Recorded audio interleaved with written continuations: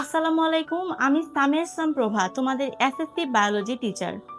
মিলন স্যারের সময় তোমরা তো পরীক্ষা সবাই দেখলে, এবার কিন্তু ফেলের হার সব থেকে বেশি।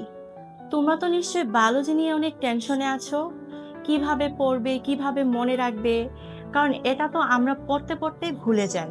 সো কোনো টেনশন নেই, আমি আছি সামিয়া ইসলাম প্রভা তোমাদের সাথে এসএসসি বায়োলজি টিচার হিসেবে। আমি কিভাবে আমার পরীক্ষায় জিপিএ 5 পেলাম সেটাই আজকে তোমাদেরকে বলবো।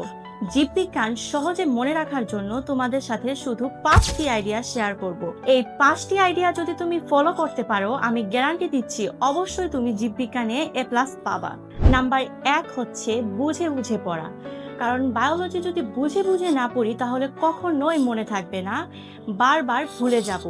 নাম্বার 2 হচ্ছে চিত্রের সাহায্যে পড়া।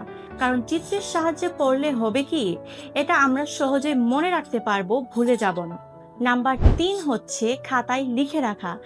কারণ আমাদের কিন্তু পরীক্ষায় লিখতে হবে, পড়তে হবে না। তাই আমাদেরকে সবসময় খাতায় বেশি বেশি করে লিখতে হবে। নাম্বার 4 হচ্ছে এমসিকিউ গুলো খুব নিখুঁতভাবে মনে রাখা। কারণ এমসিকিউ যদি তুমি খারাপ করো তাহলে কিন্তু তোমার পুরো রেজাল্টটাই খারাপ আসবে।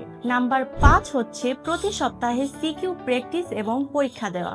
কারণ আমরা যখন সিকিউ পড়ব তখন আমাদের পুরো অধ্যায় সম্পর্কে একটা ধারণা আসবে, কোন জায়গা থেকে কোন প্রশ্নটা এসেছে। আবার আমরা যখন এক্সাম দিব তখন ভবিষ্যৎ এক্সামের জন্য আমরা নিজেকে প্রস্তুত করতে পারবো। তোমরা চাইলে কিন্তু আমাদের 99 মিনিট স্কুলের এক্সাম দিতে পারো, তাও আবার সম্পূর্ণ ফ্রিতে।